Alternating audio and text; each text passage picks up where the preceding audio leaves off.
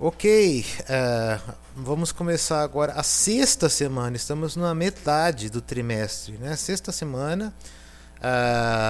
Vocês estão aqui, né? Presentes no encontro Zoom, mas também eu deixo o meu e-mail aberto. Já aconteceu de aluno meu não conseguir, né, entrar na reunião Zoom.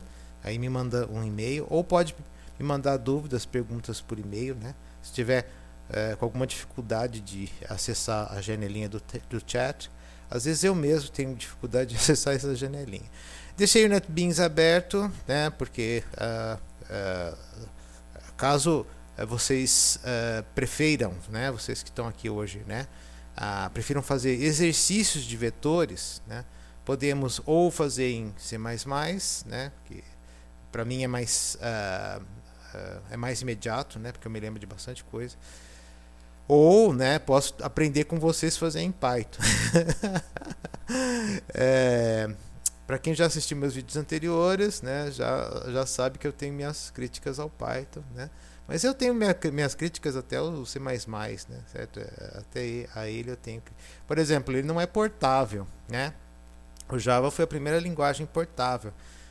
Não depende do sistema operacional que você roda na sua máquina, mas aí você tem que instalar a máquina Java, tá certo? Aí tendo a máquina Java, não importa qual que é o seu sistema operacional, né? Então você vai ser sempre capaz. É por isso que essas janelas de internet, né?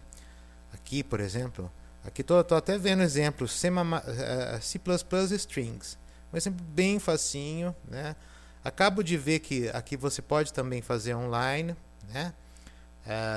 O programinha mais simples que tem é escrever hello e muito fácil de mexer com string.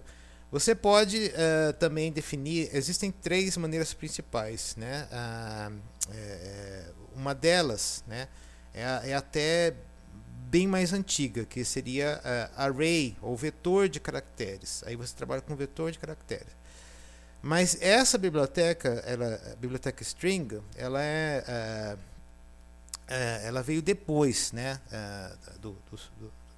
Assim, não nos primeiros anos do C++, do C, né? Ela veio depois. Então ela facilitou bastante, né?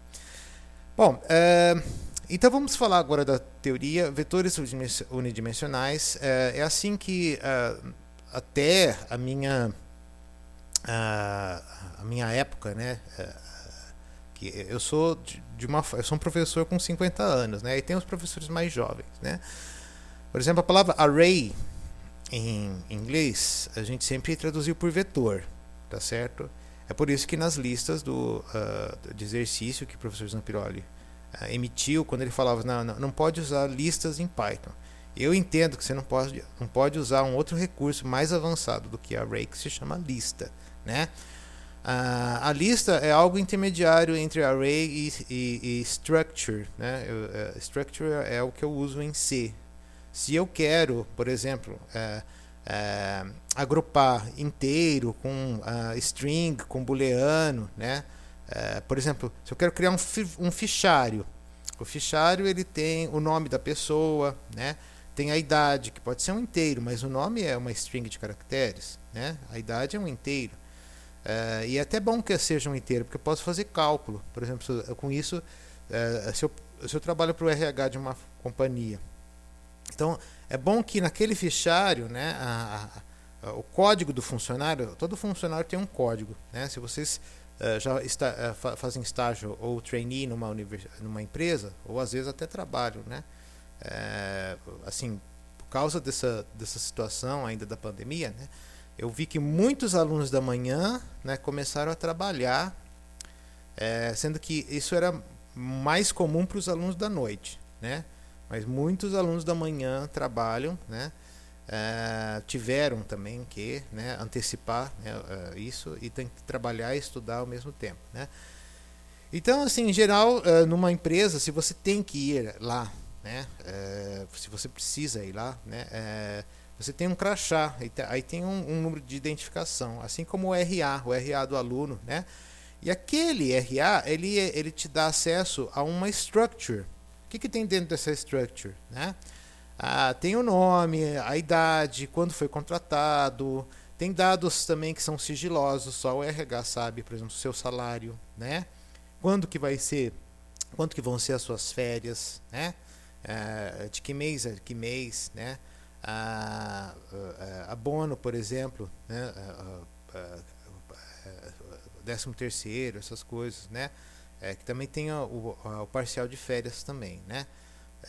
Então, aí a structure é algo mais avançado que o array, o vetor, né? No C, na linguagem C ou C++.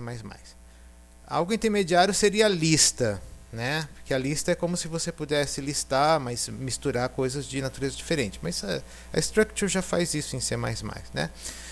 E depois da structure, o que vem, né, mais avançado? Aí vem o objeto, né?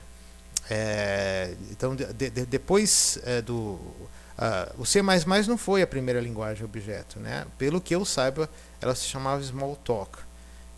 Eram structures mais avançadas. As structures, elas tinham funções dentro delas, né? É uma coisa que você não pode fazer no C++, colocar uma função dentro de uma structure. No Python, colocar uma função dentro de uma lista, você não pode. Então tem uma coisa funcional ali dentro, né? E aí ele vira é como se fosse um mini programinha, né?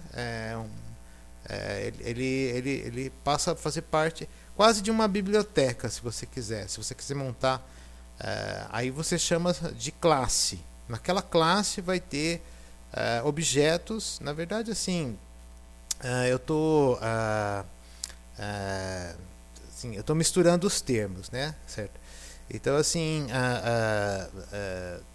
o objeto ele só existe quando você instancia a sua classe.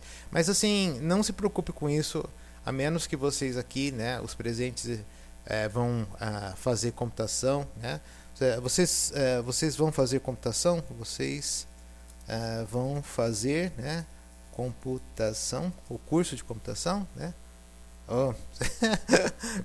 Toda hora eu digito errado aqui, certo? Porque, assim, ainda na disciplina de processamento da informação, tem pessoas que vão fazer estatística, tem pessoas que vão fazer biologia, né? Isso aí, tem um que vai fazer, né? Mas, assim, ele escreveu, pretendo fazer, né? Ainda é uma intenção, né? Ainda não fez a escolha. Tudo bem, né?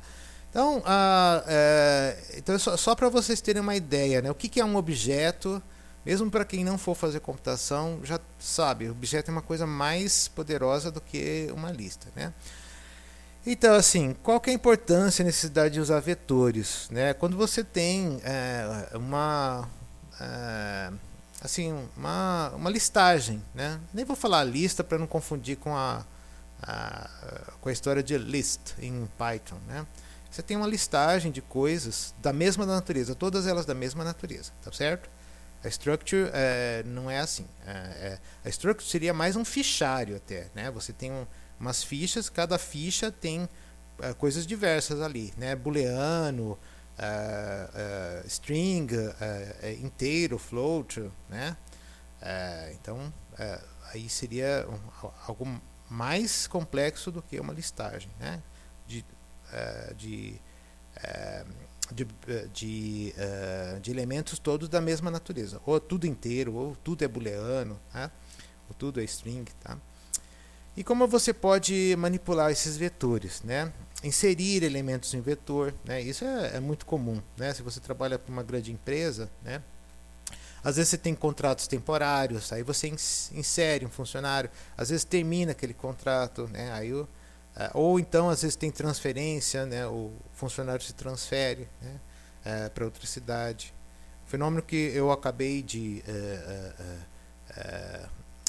saber, né? Recentemente, eu estava ouvindo uma reportagem, muitas pessoas que moram em Paris, né?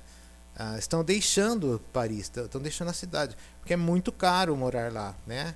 E agora que uma boa parte das pessoas que moravam lá só por causa do serviço pode fazer o serviço em casa, né?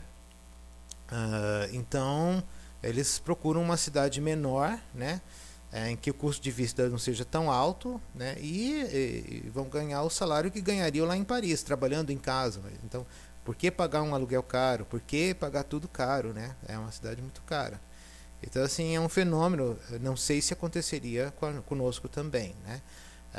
A Grande São Paulo sempre foi um problema de trânsito, custo de vida altíssimo, os aluguéis, assim, sabe?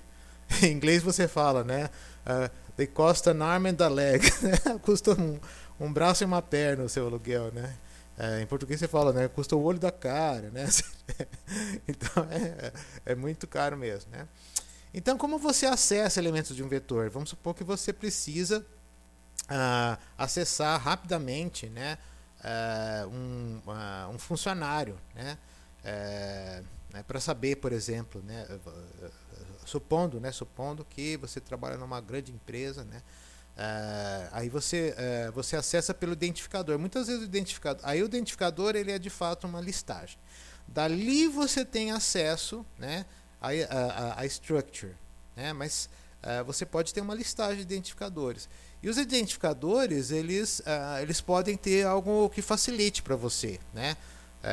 Por exemplo, os números finais dele, né, podem mais ou menos indicar a época em que ele foi contratado, ou podem mais ou menos indicar em que setor que ele trabalha. Aí você otimiza a busca daquele funcionário numa empresa grande, né?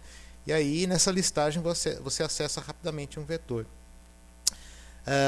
Problema, né? Então vamos pegar uma coisa mais próxima da nossa realidade, né? Vocês são estudantes, aí tem as notas, tal. Aliás, vou até perguntar, né? Vou perguntar na janelinha, né? O que acharam da prova, né? O que acharam da prova? Depois aí vocês podem escrever na janelinha ou pode até falar. Então vou continuar aqui na teoria, né? Só para ter um feedback, o que vocês acharam da prova, né? Vocês viram que tinha exercício na prova que era parecido com o de lista. Então, fazendo os exercícios de lista, você está tranquilo para a prova. E a mesma coisa será a P2, certo? Se vocês fizerem os exercícios de lista, vocês vão estar tranquilos para a P2, tá bom? Certo? Agora vamos ver, ó, vamos supor que é uma classe pequena. Isso acontece em muitos cursos, por exemplo, né? Assim, quando o curso é muito específico. Até hoje eu na UFBC nunca dei um curso super. Eu acho que eu dei já um curso muito específico que era, mas eu era da matemática, né? E a UFBC estava no comecinho, assim, né? Aí tinha poucos alunos, eram só 12. Acho que 4 deles eram do mestrado. A gente misturava mestrado com graduação, né?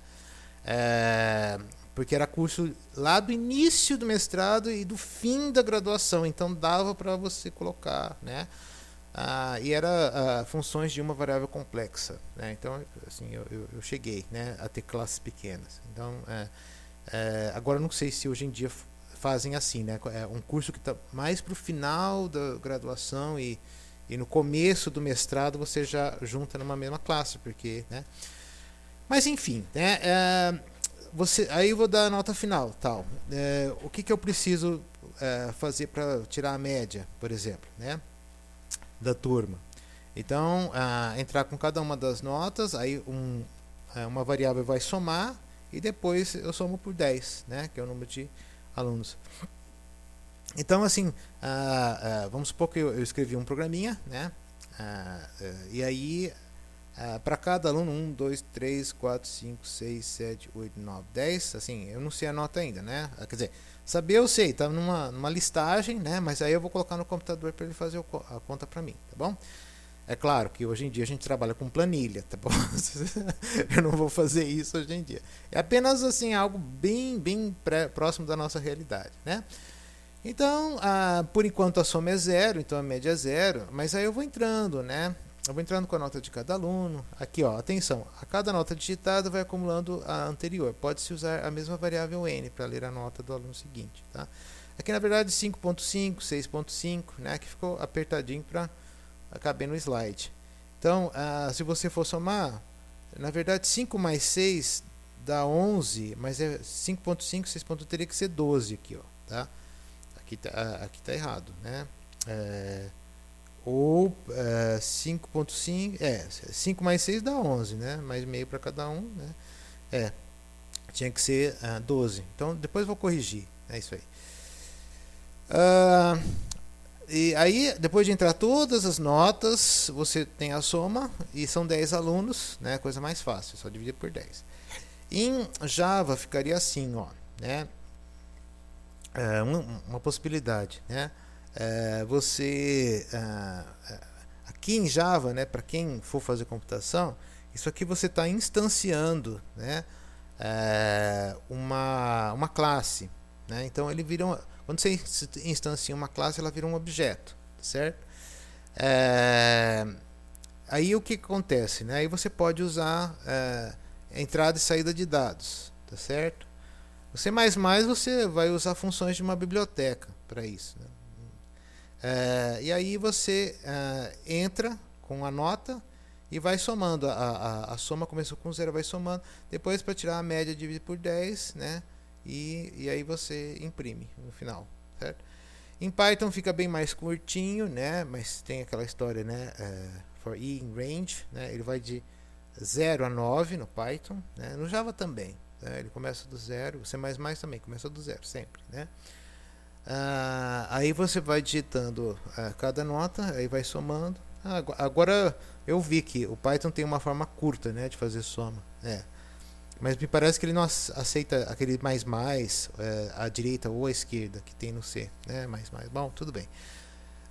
Aí divide por 10 e sai a média. Só que isso aí você tem que converter para string. Note que isso aqui é o Python 2, tá? Porque hoje em dia no Python 3 você tem que colocar o print, você tem que abrir e fechar, né? Aspas, né? Aspas não, né? Parênteses. Isso aqui que são aspas em vermelho, né? O resto são parênteses. Bom, ampliando o problema, né? Vamos ver agora, né? Aí você vai falar assim, bom, e vetor, não precisei, né? Só que vamos supor o seguinte, ó, calcular a média de uma classe a partir da nota dos seus 10 anos e verificar quantos conseguiram nota acima da média, né? Quantos que conseguiram nota acima da média, né? Aí o que acontece, né?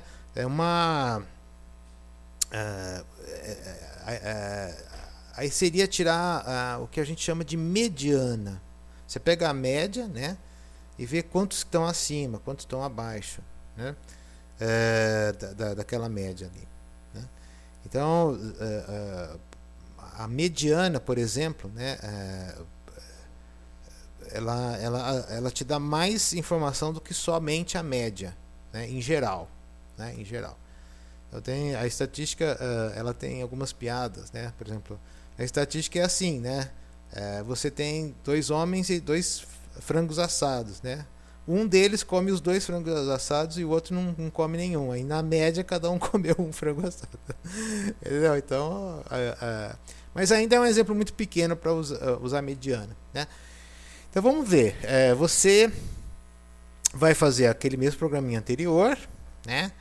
E depois tira a média. Aí para cada aluno, o que você vai fazer? Se a nota dele foi acima da média, ele vai contar. Ele vai contar para saber quantos tiraram acima da média, tá? E se não for, né? Se for a média ou menos, aí você não vai contar, né? Então, por exemplo, ó, vamos supor que um monte de alunos tirou 5, tá? Aí uns 2 alunos tirou 10. Aí a média, vamos supor, 8 alunos tiraram 5, 2 alunos tiraram 10. A média, ela fica acima de 5, tá? Isso pode ter certeza. Só que o negócio é o seguinte, né? Acima da média só vai ter aqueles 2 que tiraram 10. Abaixo da média vai ter todos os 8 vão estar abaixo da média, né? Então, o que significa? Essa prova não foi bem equilibrada, né? Porque se 8 alunos tiraram 5 e 2 tiraram 10, né? Você tem uma média acima de 5, eu teria que fazer rapidinho a conta agora, né? Mas assim, só 2 alunos ficaram acima da média. Então, Tá uma prova muito desequilibrada. Por isso que a mediana ela ajuda também, né? A você medir se uma prova foi bem equilibrada ou não, né? Então, assim, por exemplo, você vai ler a nota, só que aí depois você precisa, né, saber a nota de cada aluno. Então você precisa armazenar a nota de cada aluno. Então você precisa de um vetor. Agora sim você precisa de um vetor, né? Porque você só terá a média depois que ler todas as notas. Então não tem como você fazer essa comparação, né, enquanto você está lendo as notas, né? Vai ter que ser depois, né? Então aí é o seguinte, ó. Você está lendo as notas, a soma deu 6.1, a média é 6,1. Aí você vai ter que passar de novo, ó, N1, N2, né? Se o N1 é maior que a média, aí você vai contar. Por exemplo, 5,5 é maior que a média? Não, então você não pode contar. 6,5 então você vai contar. E assim vai, tá? Então, se você não usar nem for, nem while, aí você vai ter que repetir esses comandos, né? Que não é impraticável, né? Ficar repetindo, né, 10 leituras, porque são 10 alunos. Então é claro que você vai usar, né? Você vai usar um loop, como a gente viu em aulas anteriores. Você vai usar um loop, né? Então, assim, se forem 500 alunos, né, vai ter um monte de if aí, certo? Não faz sentido. Você vai usar, né, ou um for, ou um repeat until, né? Acho que o repeat until é do MATLAB, pelo que eu me lembre, né? O C++ é do while, que é a mesma coisa que repeat until. Mas assim, no C++ tem como você renomear um comando, né? Se você acha mais legal chamar repeat until para não confundir while do while, é muito parecido. Você pode, né? Você pode renomeia o seu comando. Em vez de do while, você renomeia o do como repeat e o while você renomeia como until. Você pode fazer isso. E aí você vai usar os termos que você renomeou, tá? Então você dá o seu nome. Isso é muito, muito bom, né? Essa flexibilidade do C++ é uma coisa de que eu gosto muito, né? Então a maioria das linguagens implementam variáveis do tipo conjunto, chamado vetor ou array, né? Então, assim, permite declaração de variáveis do tipo conjunto, né, com várias posições, né? Então, uma variável do tipo conjunto pode armazenar mais de um valor. Por exemplo, você faz uma variável do tipo aluno 1, aluno 2, aluno 3, entendeu? Então você chama um array de aluno. Aí um índice vai dizer qual é o aluno. É o aluno 1, aluno 2, aluno 3, né? Então, seria isso aí. Nota da declaração da variável pode não informar o seu tamanho, né? Dependendo da linguagem de programação. Tem linguagem de programação na qual você não precisa informar o tamanho. No C++ aqui, por exemplo, se você trabalhar com string, você não precisa informar Você pode declarar uma string vazia, né? E depois mudar essa string do jeito que você quiser, né? Agora, array de caracteres, é preciso você dizer, né, o tamanho. Né? Em C++, se você quer um array de caracteres, você tem que dizer qual que é o tamanho. Aí quando é nome, você em geral coloca o tamanho máximo, né? Assim, aqui nessa turma eu fui ver, não tem aluno cujo nome completo passa de uns 25 caracteres, né? Assim, então, ou mesmo eu abreviaria, né? Você poderia abreviar, né? Porque é muito difícil você ter. Assim, não vou dizer que seja difícil você ter o homônimo. João da Silva, por exemplo, tem muita gente que se chama João da Silva, tá? Maria, por exemplo, né? Então, tem muita Maria no Brasil, né? Então, assim, com o mesmo sobrenome, Maria da Silva, né? Então, tem outros sobrenomes, que eu só me lembro agora da Silva. Da Silva é muito comum, né?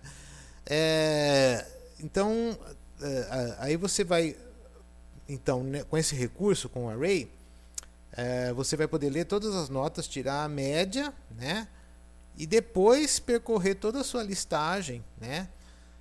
Em Java, o que você vai ter que fazer? Se você quiser criar um array, Então, você tem que instanciar uma variável. É o comando new que faz isso. Ele instanciar uma classe, desculpa. Né? Você instancia uma classe e você cria o objeto.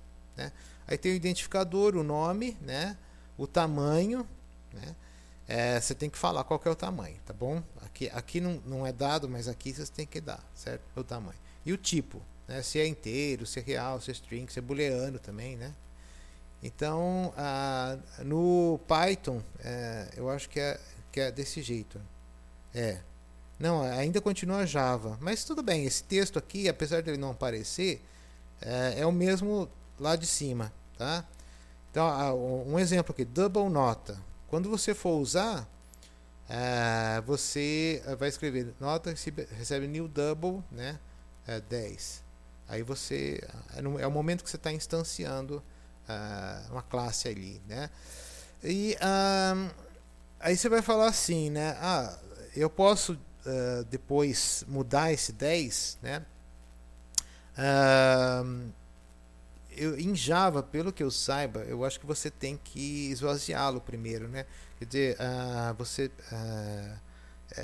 eu acho que tem um comando que nem é o clear, né? Clear em C++ você limpa a variável, ela deixa de existir, né? Eu não me lembro agora no Java como faz. Mas ou pode ser que o clear seja um comando do Octave ou MATLAB, porque muitas vezes eu falo MATLAB e Octave porque elas são, né, que nem assim, certo? Praticamente a mesmíssima linguagem, né? Pouquíssima coisa muda, né? Do MATLAB e Octave. Então, é como se fosse português do sul e português do norte do Brasil, né? Ou português do Rio e de São Paulo, ou da cidade de São Paulo ou do interior, né? Pouquíssima coisa muda, realmente, eles são muito parecidos, Octave e MATLAB. Então, a solução com vetor em Java, né? Aqui, por exemplo, olha, você tem, né? Aqui para calcular a média. Depois que você calculou a média, aí você vai incrementar o contador sempre que a nota do aluno for maior que a média, tá bom? Certo? Então isso aí é tranquilo. E se fosse uma turma de 500 alunos, né? Aqui você pode mudar simplesmente o tamanho que era, né? Sem querer eu cliquei na teclinha Home, aí ele foi para o primeiro, né? Aqui eram 10 alunos e aqui ficaram 500, mas isso aqui é entrada no teclado. Não? É impraticável você fazer isso. Tá? O que você pode fazer? Né? Você pode entrar num arquivo, né? Ler os dados e trabalhar com eles. Né? Então, assim, vamos supor que eu tenho as notas num arquivo. Acredito que tem até aqui, olha, um exemplo, olha, eu até fiz, né? Vou até abrir aqui, né? Diminuindo essa janela, né? Tem um exercício, né? Que a gente estava em dúvida, né? Se dava esse exercício para os alunos ou não, né? Por exemplo, read file, né? Eu acho que está aqui, isso, read file. E aqui eu acho que build, né? Build main. Aqui, ó. Você tem um arquivo lá no LibreOffice. Aqui o LibreOffice ele faz essas contas para você, tá certo? Mas o arquivo está na forma de CSV, né? Vou até cancelar aqui e abrir com gedit, né? Open com gedit, certo? Notepad, gedit, só para vocês verem, né? Então, isso era muito comum antigamente, né? Você tinha o nome do aluno, né? A nota na primeira, na segunda prova e num trabalho, tá? E assim vai. E aí, por exemplo, né? Aqui, né? Esse programinha que eu fiz, né? Só para mostrar para vocês, né? Como você entra num arquivo em C++, tá? Então, vou abrir um projeto que é esse aqui, ó, quer ver? Tá aqui nessa pasta, val, né? BCM, read file. Eu criei um projetinho chamado read file. Só para vocês verem como funciona, tá? Não sei se vai ter alguma lista em que pede para você entrar num arquivo, né? Em Python, o problema é usar esse Python online, né? Mas existe uma maneira, né? O professor Zampioli me passou uma maneira de você usar o Python para entrar numa página HTML. Então você criaria uma página HTML, né?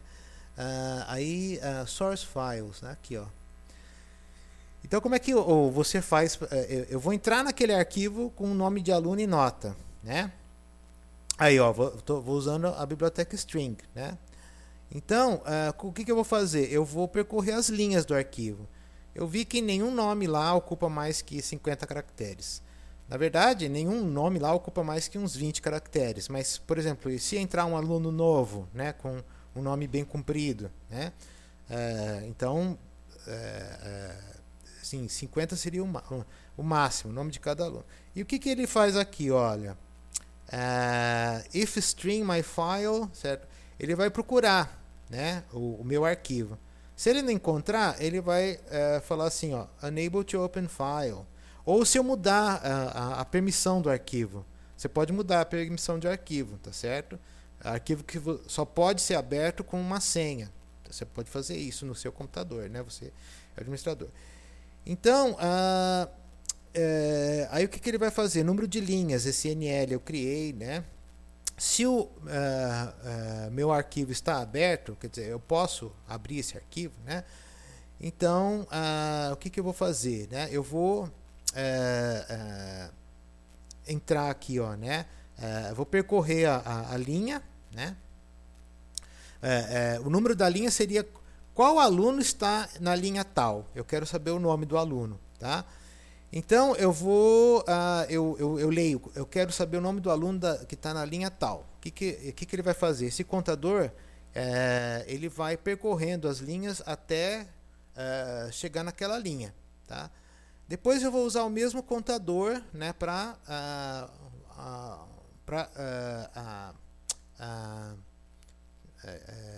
alocar, né, alocar o nome do aluno na variável nome, tá? Chegando aqui. Enquanto não tiver uma vírgula, tá vendo? O caractere é vírgula aqui que separa. Eu acho que está aqui. Isso. A vírgula separa o nome do aluno aqui, ó, das notas. Enquanto não tiver uma vírgula, eu vou acrescentando, ó, né? Então, eu vou pegar essa linha, seria todo o string de caracteres, toda a string de caracteres, todinha, tá? Essa seria a linha. Então, ele vai percorrer essa linha, né? Line at 0, line at 1, at 2, certo? Aí seria, at 0 seria S, at 1 seria H, e assim vai. Quando ele encontrar a vírgula, pronto, né? Acabou, o nome é aquele lá, né? Aí ele fecha o arquivo, é sempre bom você fechar o arquivo. E se a gente for rodar, olha, né? Vou rodar isso aqui. Quero saber qual que é o aluno que está na linha to build localhost, né? Agora não sei o que é isso aqui. Warning, the project was created. Nossa, eu criei o projeto para o Macintosh. É que eu tenho o NetBeans no Macintosh, né? Talvez seja bom eu criar ele todinho de novo, né? Eu já tive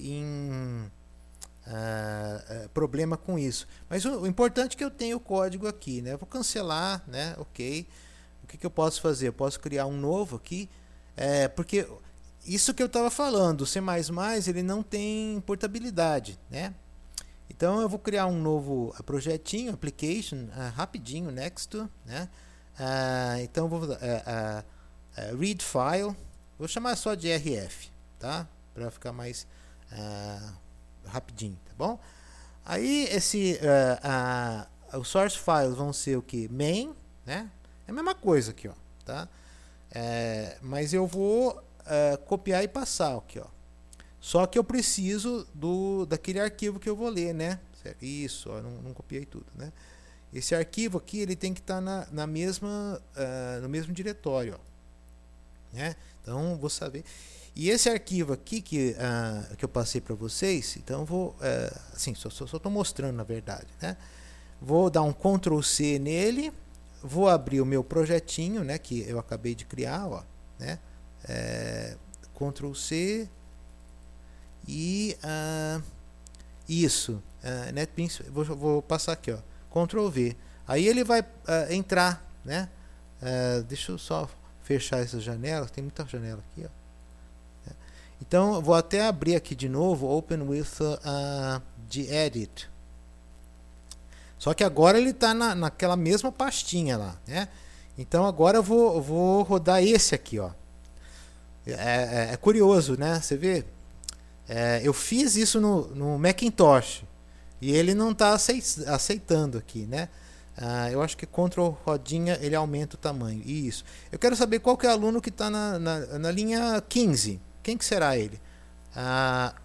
Alma, será que tem caractere especial no nome dela, né? Vamos ver essa aluna. Alma, curioso, né? Aqui, ó. Alma Svonke, né? Curioso isso, né? Talvez seja porque, talvez seja por causa do editor também, viu? Certo? Se eu abrir com outro editor, vamos ver, né? O Emacs, vamos ver se vai aparecer caractere. O Emacs é o editor mais assim básico que existe, mas ele tem muito recurso. Se aparecerem caracteres meio esquisitos, significa que pode ter sido isso aí também, tá? Ou então é a minha máquina. Não apareceu nenhum caractere esquisito não, certo? Então o que acontece, né? Provavelmente eu teria que redigitar vou redigitar aqui, Svolka, tá? Alma Svolka, né? Eu prefiro usar o Emacs, né? Vamos ver, é um aluno de que salvei, voltei a salvar, 15, né? Vamos ver agora, né? Na linha 15. Agora deu certo. Mas ainda tem alguma coisinha estranha. Talvez a vírgula, essa primeira vírgula não esteja correta. O Emacs ele é ótimo porque ele é um editor, né, super básico, né? Então é muito difícil você provavelmente a vírgula ela tá eu teria que mudar tudo aqui, ó. Alma Svolka. Essa aqui é uma vírgula agora, né? Vou digitar esse 4.2 só para por desencargo de consciência, né? Porque provavelmente ele está indo até essa vírgula e colocando essa. Vamos ver se agora vai funcionar. Vamos ver, linha 15. Não, né? Então eu precisaria descobrir o que está acontecendo aqui, né? Mas tudo bem. De qualquer maneira, eu estou vendo que primeiro teve incompatibilidade em sistemas operacionais. Eu fiz no Macintosh isso aqui. Aí quando eu fui compilar, o NetBeans falou assim, ó, os recursos são do Macintosh. Não, você tem que refazer, né? Tudo bem. Aí o que acontece? Eu digitei esse arquivo no Macintosh, né?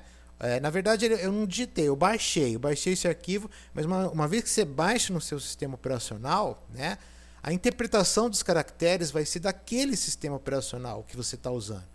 Então os caracteres eles foram interpretados lá no Macintosh e eu peguei esse arquivo do meu Macintosh. Então deve estar dando uma incompatibilidade de sistema operacional aí, porque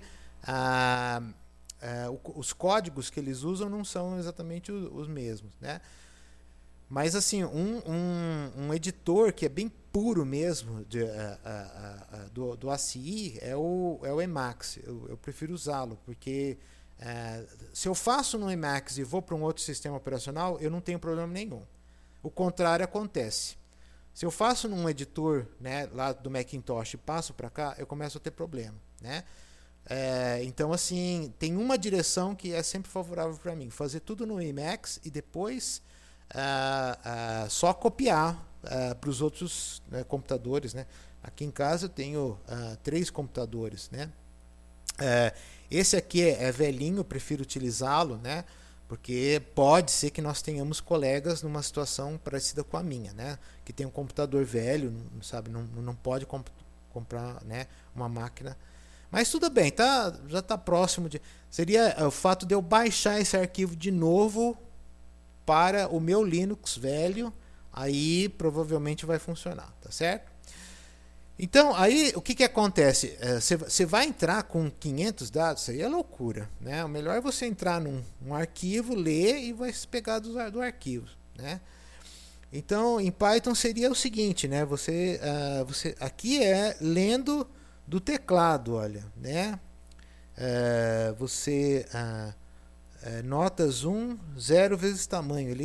Ele coloca o tamanho que você estabeleceu. Se você mudar aqui 500, vai ser um array de zeros com 500 elementos, tá certo? E aqui você tá lendo, né? As notas. Vetor, carro, peixe, 1, 2, 3, 11.12. Ah, não, aqui não é o mesmo exemplo, né? Aqui ele está fazendo, aqui é string, e esses aqui vão ser considerados string, né? Porque a não ser que você declare como lista, né? Eu não conheço essa biblioteca. Bom, eu conheço, até que conheço essa biblioteca, né? S-type int, né? Bom, agora não sei o que isso aí vai fazer. Mas tudo bem, se vocês escolherem um Python, a gente vai descobrir o que ele vai fazer. Só que tome cuidado, isso aqui é o Python 2. Não sei como é que é o Python 3, porque mudou muito, né, de um para o outro, né? Aqui que é o ok. Aqui que é o programinha aí, ó. Degustar esse código em... Nossa, para mim degustar na minha infância era usado só para comida, né? Bom, como a língua muda, né? Como resolver usando módulos? O módulo, na verdade, o professor Zampiroli quis dizer método e não módulo, né? Método em Java é o que a gente chama de função em C. Você cria uma função, tá? Então, ele não quis dizer módulo, ele quis dizer método. Módulo pode ser também um trecho de programa, se você quiser, né? Então, você pode criar, ó, uma funçãozinha aqui, ó. Isso aqui é uma funçãozinha. E chamar essa funçãozinha no programa principal, ó. Por exemplo, ele está chamando essa função ler vetor, ó. Ler vetor, imprimir vetor. Então ele falou assim, aqui sim, ele chamou corretamente, né? Não chamou de módulo, chamou de método, né? Vale a pena você manter, né, esse programinha ali, porque vai ser muito utilizado. Ler vetor, né? Por exemplo, agora média vetor, count vetor, se você for realmente fazer esse serviço de contar quantos alunos estão acima da média, né, e calcular a média, né? Então, existem outros tipos de solução. Na verdade, não vou entrar em detalhes porque todo mundo sabe ler, né? Slide. Então, assim, vou deixar assim e poder acelerar para a gente fazer exercícios, se vocês quiserem, né? Hoje. E em Python, por exemplo, aqui é uma possível solução. Muitos de meus alunos, não é a maioria, eu acho, né? Tá fazendo em C++ mesmo, né? Então aí é diferente. Então, se eu for escolher um slide e ficar, Python é assim, sim. Primeiro que esse aqui é Python 2, tá? Slides antigos. Em Java, mas aí eu não vou estar agradando a maioria dos alunos, né? Então eu vou deixar isso só para leitura, tá bom? Mas é aquela história de tirar a média dos alunos e ver quantos estão acima da média. Resumindo, né? Então, definição de vetores, uma coleção de variáveis do mesmo tipo, né? Uma estrutura homogênea, porque é tudo float, as notas de alunos são float, por exemplo, né? Nomes de alunos são string, né? Porque aí você vai falar assim, mas se o meu programa em C, o que ele está fazendo, né? Vou até abrir com o Emacs, Open with Emacs, é melhor, né? O Emacs ele é mais fiel à formatação. Não, abri o programa no Emacs, não é isso que eu queria, né? Deixa eu sair daqui. As notas estão aqui, ó. Será que já está aberto, né? Eu acho que é Open with Emacs, né? Pode estar aberto com outro editor de texto. Isso. Aí você vai falar assim, mas tem a string misturada com nota, né? Mas aí nesse caso você tem que converter. Você tem que converter e é super fácil no C++ converter string. A string 5.7, por exemplo, que é aqui, ó, da Valentina, você converter para o número 5.7 float, né? É super fácil. Então, por que homogênea? Porque tem que ser tudo do mesmo tipo, né? Aqui, por exemplo, no meu programinha, tem o tipo char. Eu não criei o tipo float para nota, mas aí eu deveria criar, né? Para nota da P1, nota da P2, tá certo? Nota do trabalho, né? Então tem que ser. Aí eu acumularia num array tudo de float, né? Que são as notas dos alunos, né? Nota da P1, tudo um array de float, tá certo? Então, por exemplo, aqui as notas dos alunos é tudo tipo real, né? Então, quando você roda o programa, elas ficam guardadas na memória principal do computador, né? Aqui saiu um pouco bagunçado no slide, né? Mas assim, não tem problema, porque eu vi que o material de vocês está todo em PPT, né? Que é PowerPoint, né? Então, assim, dependendo da versão de computador que você tenha, vai abrir de um jeito, né? O que aconteceu comigo aqui, nossa senhora, que virou um carnaval. Mas tudo bem, tá? Essa aqui é apenas para ilustrar, né? Sempre que possível usar métodos de leitura de impressão de vetores, que nem ler vetor e imprimir vetor. É uma dica legal, né? Isso vai ser usado muito nas listas daqui para frente. E aí você vai acessar os vetores, ó, vetor 1, vetor 2, por exemplo, no C++ é assim também, tá? O vetor da posição 0, o vetor da posição 1, tá? Por exemplo, aqui se eu quisesse só eu teria que descobrir, né, não sei, não foi a Valentina, né? Foi a Alma, né? Eu teria que descobrir o que está acontecendo. Na verdade, baixar de novo esse arquivo, baixar no meu sistema operacional. Aí ele vai corrigir isso aqui, né? Então, 1, 2, 3, 4, 5, 6, 7, 8, 9, 10, né? Então, assim, se eu colocasse 10 aqui, talvez saísse corretamente, né? Isso aqui, eu não sei, agora eu não me lembro do número que eu digitei, não sei se era o 14, aluno, senda, não adianta, eu me esqueci do número, qual que era o número? Então é o 15, né? Alma, né? Vamos ver se vai fazer certinho agora, né? Mas isso aqui certo, é uma solução pirata, certo? Ainda não, porque eu esqueci que tem uma contagem a mais. Tá. No programa principal eu tenho que vir aqui e fazer 9, ó, né? Mas isso aqui, essa solução minha é super piratésima, né? Certo? Só vai resolver para essa aluna que tem exatamente. Não, teria que, né, baixar de novo o arquivo, baixa de novo no seu sistema operacional e aí vai dar certo, né? Que a aluna 15 ainda tá dando um caractere esquisito, né? Mas tudo bem, certo? Não importa. Depois eu vou descobrir o que está acontecendo. Porque tem também o chamado. Ele pode estar lendo a vírgula e o espaço em branco. Pode ser. Ou não, ele pode estar lendo a vírgula e o 4. Né? Bom, então eu só vou dar uma pausa agora. Os próximos slides são slides de exercício. Mas aí vocês escolhem se vocês querem fazer exercício de vetores agora ou se vocês quiserem eu faço o exercício de prova para tirar dúvidas, tudo bem? Então eu vou dar uma pausa agora na